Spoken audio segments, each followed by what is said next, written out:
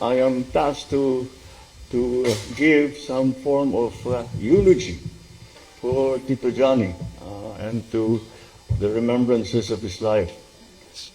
But mine will only be a small voice, together with the voices of the greats, the icons of our history, of our uh,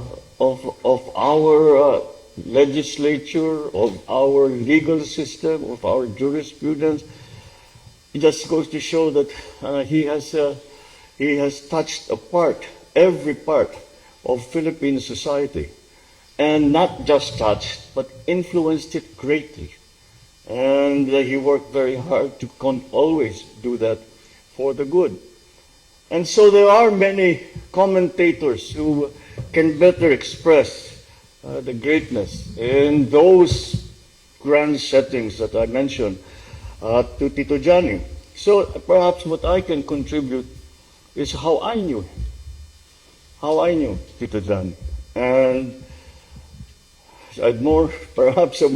maybe a more intimate portrait of, well, a child and a boy, and finally a grown-up, and now a president. I don't actually remember the day that I met Tito Johnny. That somebody said to me, that my father probably would say, this is your Tito Johnny. I don't remember anything like that. What I do know is that since we came to live in this palace, he was a constant fixture in my life. He was always here. He was always there. And it was such a close relationship between our families that it wasn't just at work here in the offices here. But when I saw you today, Katrina, I remembered we used to spend Easter in Baguio together. And Jack, you remember that. And that was how intimately close we were. But he was my dad's guy, and although you could tell that he had a special place even in my father's heart, only because, and the reason I say that is because there are very few people that I saw my father not give just instructions to, but listen to.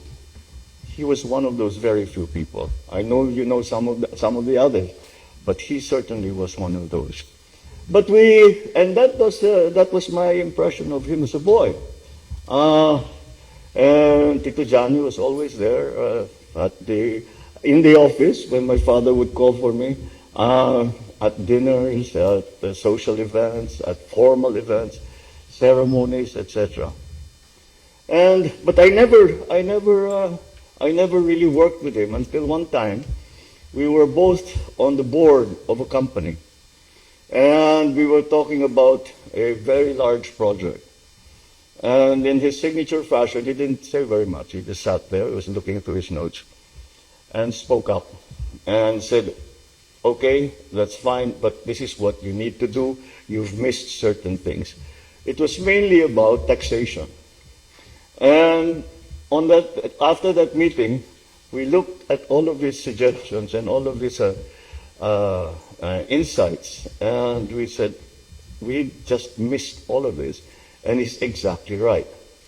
And he saved the company a great deal of money. And so I went home, and a couple of days later I spoke to my dad, and I said, Dad, we were having a board meeting, and Tito Johnny came up with this, and he said, why, what did he say? And I said, ganto, ganyan, kailangan gawin ganto. And he said, tama yan, sundan mo yan, marunong yan, magaling talaga yan. And that was the first time we actually worked together. And so after that, I ended up in Ilocos Norte, so we didn't see each other very much. The next time that we came back, after, it was also a little bit, I wasn't sure how it would go when we came back around 1991, when we came back from exile. Because after the events of February 86, we found ourselves on the opposite sides of the barricade, let me put it that way. And so it was always a little, I was always a little, say, what will I do when I see Tito Johnny? How is it going to be? Will he be angry with me? Will he be very, will it be awkward? It wasn't. It wasn't.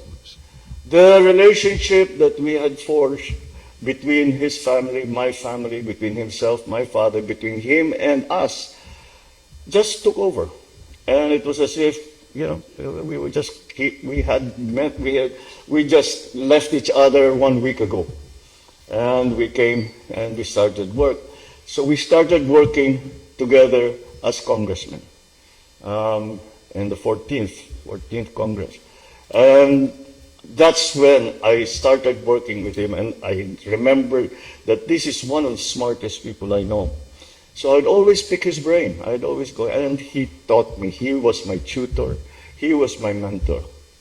And then I went to Ilocos Norte as governor. Of course, I was living there. And then I came back and became congressman again, but he was already in the Senate. But I found myself in the Senate together with him. And once again, he was my mentor. And because, first of all, I always found it easy to talk to him because I was so familiar with him. So I would always go and ask him questions. And once again, I said, who's the smartest fellow in the room? Let's go pick his brain. That's always my technique. Who's the smartest fellow in this room? Let's go pick the fellow or lady in this room. Let's go pick their brain. And that's what I do. And tinuturuan talaga ako nan. But the depth and breadth of his knowledge and his understanding was just remarkable. I remember people in the Senate would come and say, I am so-and-so, I come from this little town in the middle of nowhere.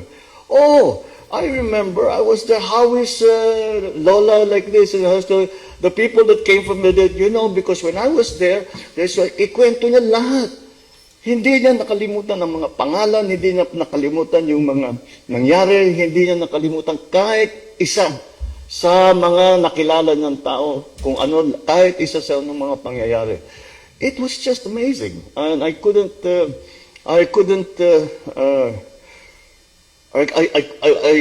aspired, I said to, just a little part of that understanding and of that wisdom that he had acquired.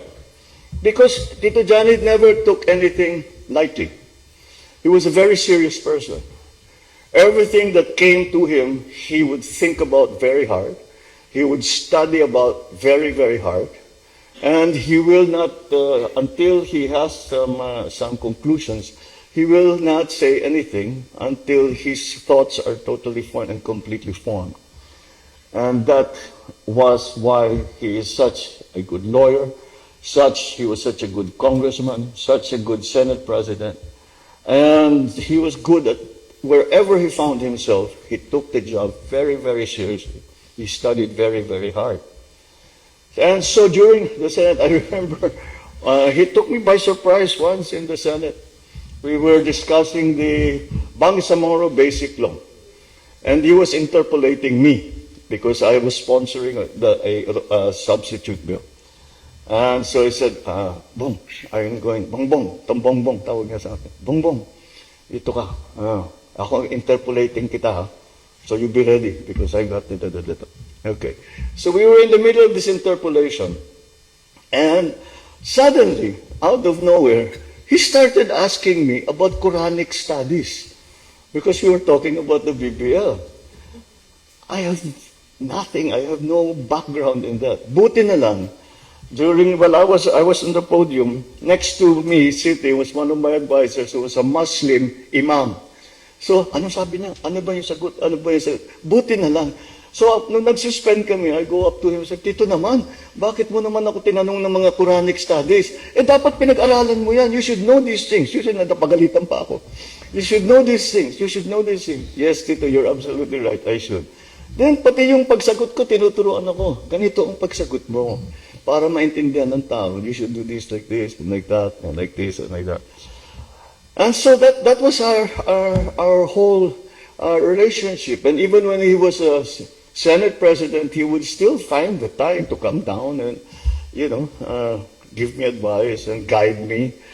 And I considered myself very, very, very lucky. And this continued because after the vice presidential election, nagpapatulong ako sa kanya sa protesta ko. So I would go and see him sa bahay niyo. I would go and see him. And I said, Tito, patulong naman, ganyan, ganyan. What do you think we should do? How do you think we should approach it? Who are the people we should talk to? I can help you, I'll do this, I'll do that, I'll do this. But I never left your house without a reading list. It was like going back to school. Parang I went to see my tutor in university. Because we talk about all kinds of things. And then at the end, bago ako umalis, Bong, dito mo na. And he'd give me some books and a list of other books that he wants me to read. And so I take them home, and because I'm sure wala namang, and you know, the subject matter was so diverse, was so wide-ranging. He would talk about the battle for world resources, of what will happen after Gaza, the oil crisis, the economic crisis, etc. Yung talagang kahit lahat, even philosophical works. And these are books, I'm sure all of you have experienced this, that you cannot just read. After you read it the first time, you say, teka, hindi ko pa masyado, medyo mahirap. You have to read it maybe 3 times before you understand exactly what the author is trying to say. So I would read them. And you cannot just say, he never asked, when I see him again, he'd never ask, did you read the book? No. He'd go straight to the point. What did you think of his idea na ganito, ganyan, ganyan? In other words, kung hindi mo binasa, huli ka talaga. But they were such good books. And it was like, I was always, when I was with Tito Johnny, I was always in school. I was always learning something. I was always making myself better. He was always making me, you read this, you get better at this. He was always pushing. He always challenged. He never let you coast. He always challenged you. And that's why when I took office, when he continued to say that, you know, if you need any help, it became a natural that I asked him to be the legal advisor to the president, because I could not think of a better place for him and a better man for the job. And I'm glad that I did, because every so often I would come here, I'd come to the office, and there'd be a little note, JPE says he needs to see you.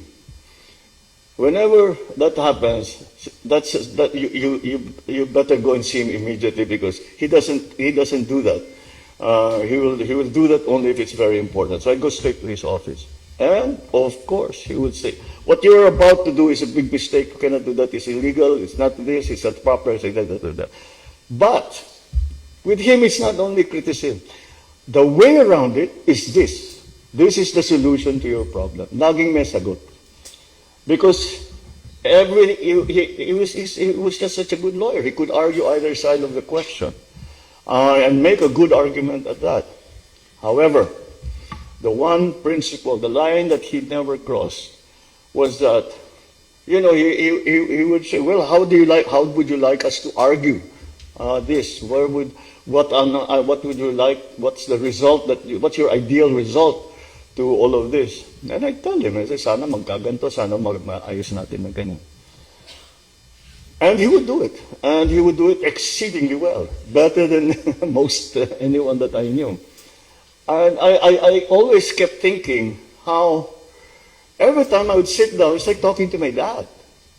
And perhaps the osmosis between the two of them, they rubbed off on each other. But that intellectual, the intellectual standard that they would set for themselves and for you, if you expected to talk to them, was the same, was exceedingly high.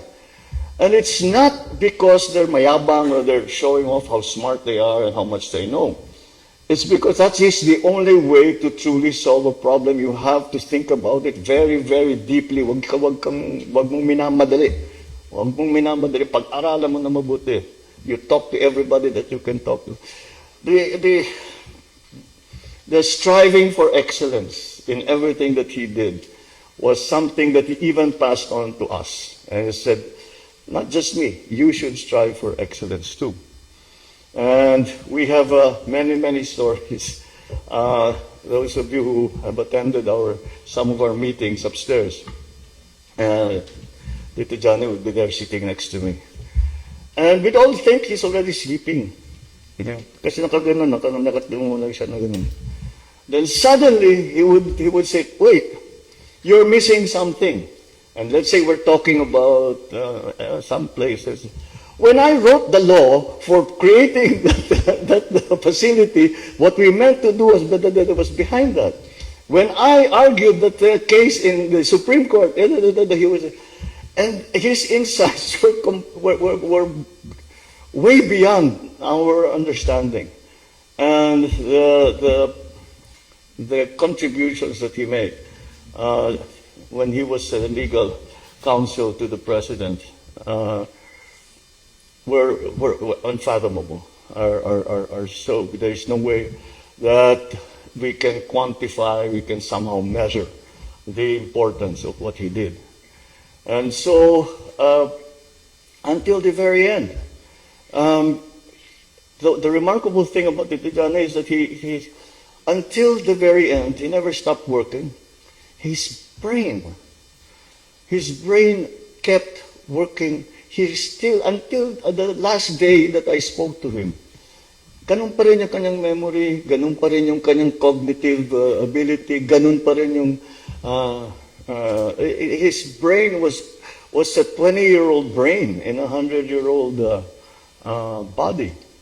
Oh, by the way, the 100-year-old body, when we celebrated the video that you saw, where we celebrated his 100th year, after that, I said, Tito, I kept asking him, Tito, what's the secret?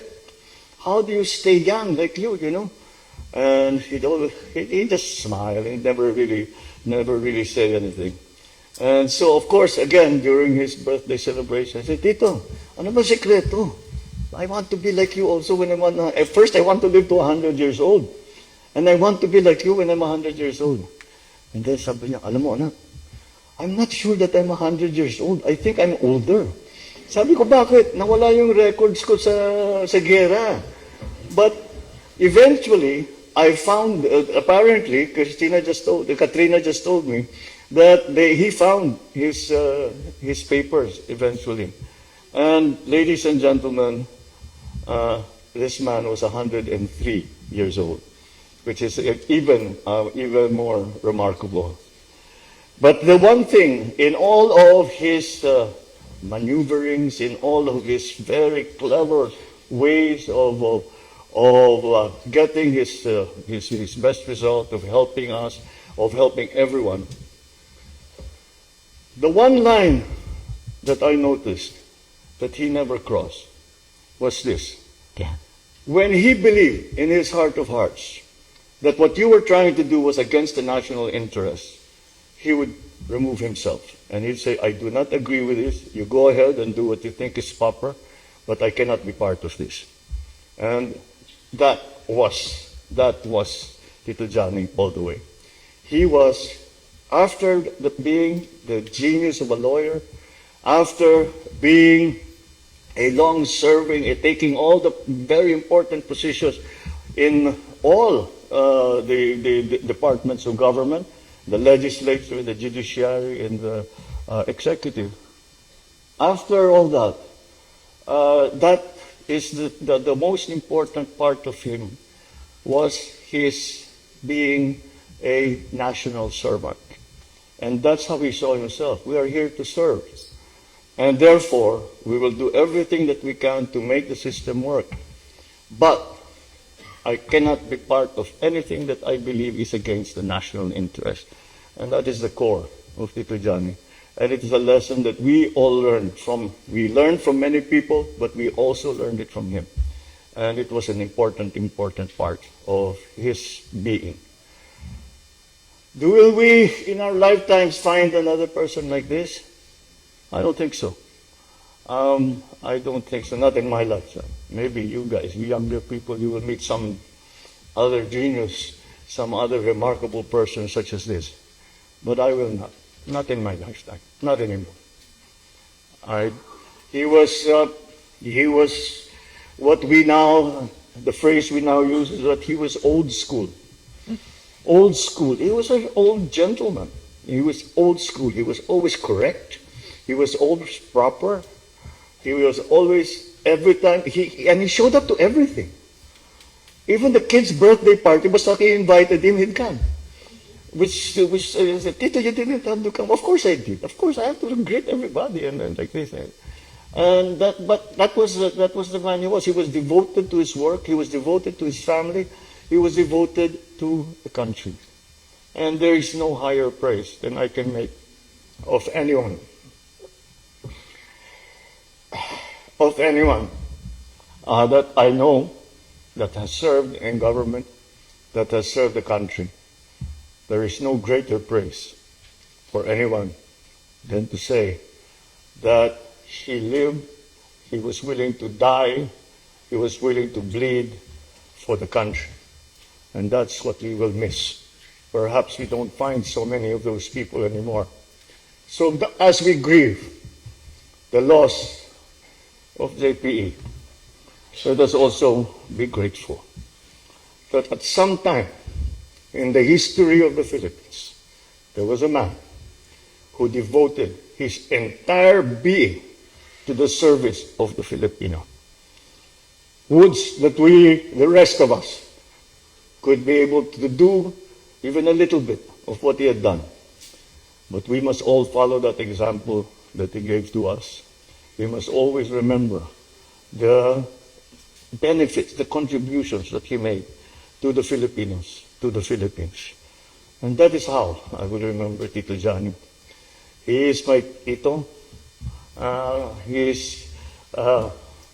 hope I can say he was my friend. He was certainly my mentor. And but overall, he was a Filipino in the purest and best sense of being a Filipino, where every molecule of his being was devoted to service of the Filipino people. And so, not such a good morning, because we have to say goodbye to JP. I'm looking at him, I was looking at him during the Mass, and I'm still waiting for him to pipe up and say, wait, you guys forgot something. When I made that law, this is what you were doing. I'm sorry to think that he's not going to do that anymore. So, goodbye, Tito Johnny. Thank you for everything that you have done for me, for my family, even in the time for my dad. And thank you for what you have done for the country. We will never forget you. Bye-bye.